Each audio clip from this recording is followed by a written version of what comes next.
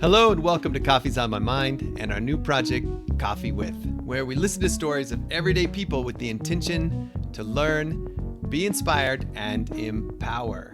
Our guest today is the founder of Etan Comics, a home for African superheroes. Please welcome Beserat Debebe. Let's start with where you were born and what it was like to grow up there. So I was born in Addis Ababa, the capital of Ethiopia, and I think I've had, well, I don't want to say I've had a very typical because we are a very like our parents kept us home most of the time. It's three brothers. We went back to school, home, kind of was our lifestyle, like most people, like I would assume, and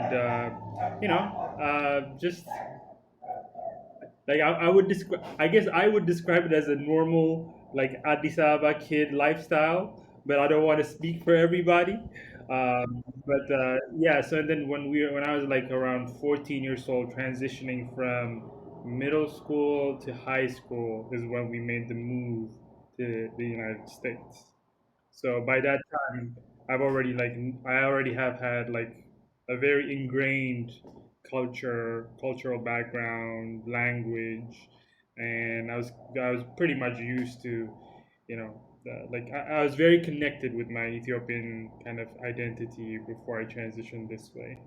So when you say cultural background, I want to get into that a little bit because I know that I don't think a lot of people realize just how religious Ethiopia is from the United States. I think they're probably thinking Africa, Savannah, da da da, and it's like no, man, it's very very conservative. And Yeah, yeah. so you grow up in that culture, and then you move to the United States. How was that? Well, it was a culture shock for sure. Not that I hadn't known about United States or I wasn't familiar with all the, movies and everything I've seen there have kind of somehow educated me. But it wasn't also what I expected it would be. Like I had an imagination that it's all buildings and all, just everything is fancy, everything is like clean and so it was. We came also around like winter time, so we came to the DMV area, the DC, Maryland, Virginia area, and it was winter, and I remember getting out of the plane and feeling my ears like burn with cold, which I was like, oh my god, like where did we come to? So that was like weather wise or even like environment wise, one was very different, and then the other piece was like, you know, it wasn't as like there was these things I had expected, like the way you speak or the way you engage with people from what I picked up in movies, and it wasn't like that at all. Like it was, it took a bit of learning. There was a lot of like misunderstandings, like a hot dog, like.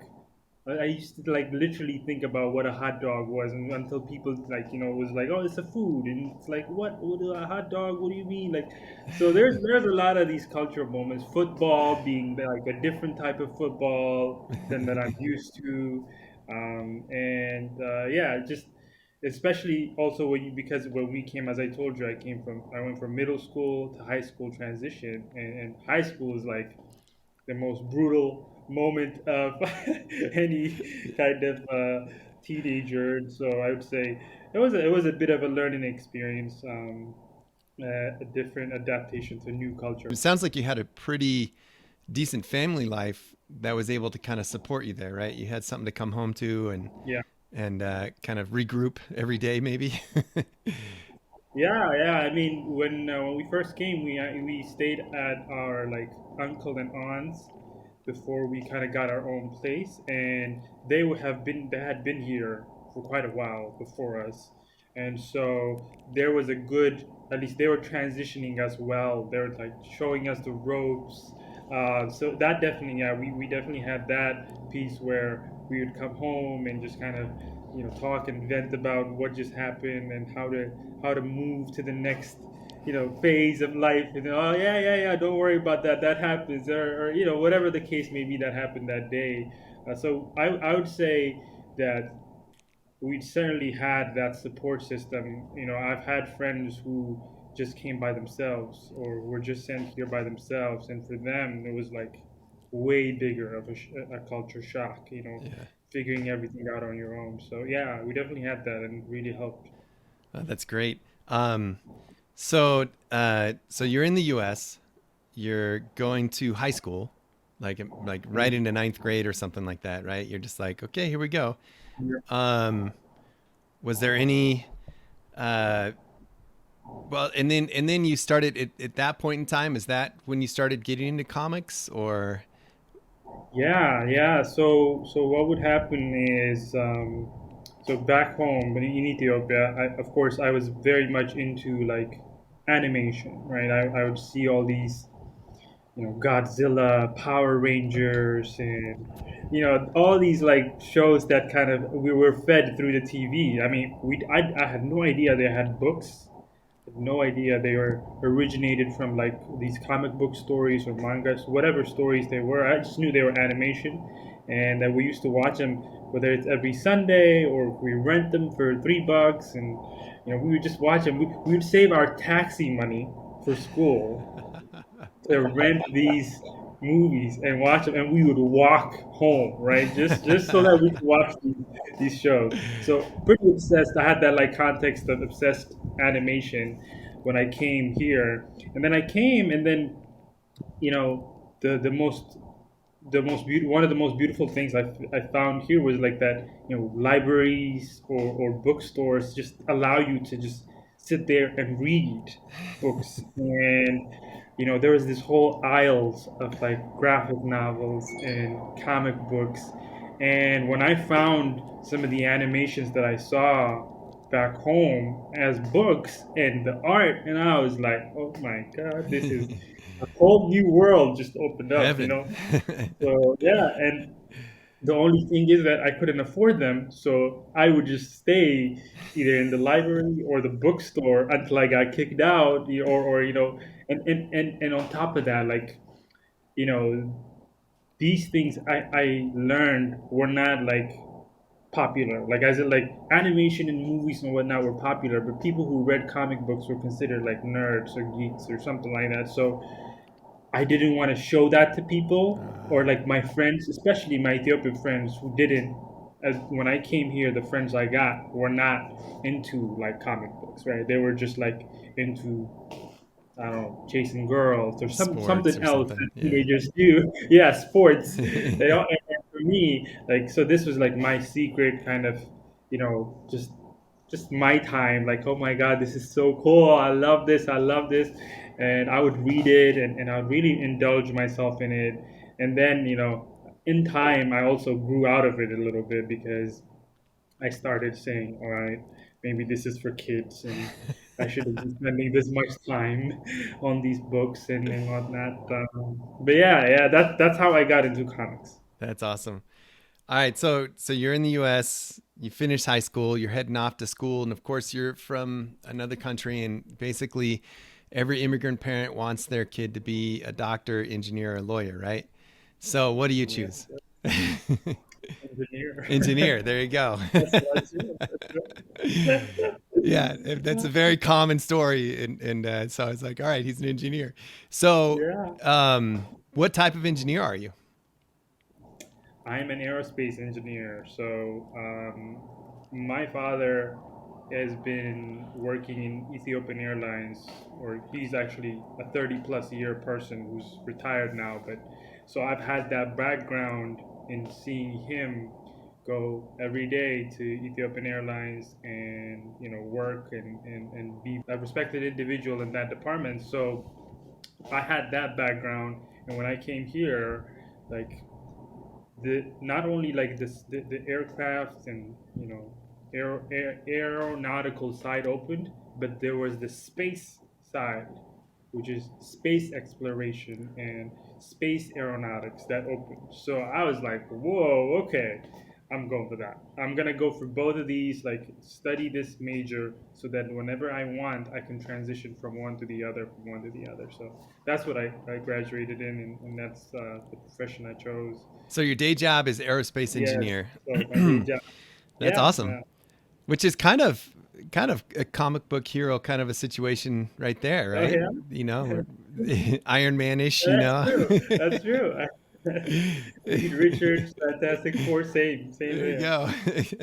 Where's the jumping off point for you to get back into comics and start creating Hmm. your thing? That's a good question. So, as I told you, like there was a period where it was an intense love for these stories in like the high school era, and then the college era kind of made me like, all right, I need to like lay off these. I'm no longer a kid, perspective and whatnot. You know, it's heartbreaking when I think about it. Like I wish I hadn't done that, but I did. And then I went to this, the aerospace engineering profession. I graduated, and I've been in that field for like 4+ years, almost my fifth year, right? So you get into a point where, for example, if at least I believe that this happens to everybody, right? I think that you get to a point once you have achieved a certain level of safety, and when I mean safety is financial safety, your family is taken care of, and you just know that okay, I'm kind of good. Like I don't need to be like worried about how am I gonna like survive in the world out there. When you get to that kind of status, then this an inner desire to impact the world, to have a contribution on the world, kind of starts blossoming inside of you, and you kind of start trying to find your purpose, right? I think this journey happens to everybody once we have established that safety. And I think I was getting to that point where I did the work, I graduated, I started making money, I started helping my and taking care of my parents, and I was like, man, like, so what's next for me? Is it just like settle down life and just keep going and just do this for 40 years, or what do I want to do? Like what is it that I want to explore? And so then that's when I started really thinking about, okay, eventually I would love to have something that I call like a business that I own, a change I can make on the world based off of my own work. And I started experimenting with different business ideas, app ideas, and all these different things with my friends, but none of them were like they really stuck. None of them had a good why am I doing this. It was more like just trial and error here and there, until one day at work, I noticed this news that came up by Bruktait Agabu. She is this educator who uses animation, very small, animation for little girls to teach them about girls' rights, humans' rights. And she was on the news talking about these three Powerpuff Girl versions of Ethiopian superheroes she was using to teach girls about girls' rights and how to say no. It's really they're small kids, but this is what's called edutainment, education via entertainment. And I saw that, and I was like, that's when it was like all of it like clicked. It was like, wait a second, like whoa, like we could have done this. Like, why haven't we had this? Why haven't we had Ethiopian superheroes, Ethiopian fantasy Nice. stories, like Spider-Man, like all these manga and anime that I've read about, seen? Like, why haven't we had that all this time? And after that point, I was like obsessed. Like, you know, I couldn't stop thinking about it.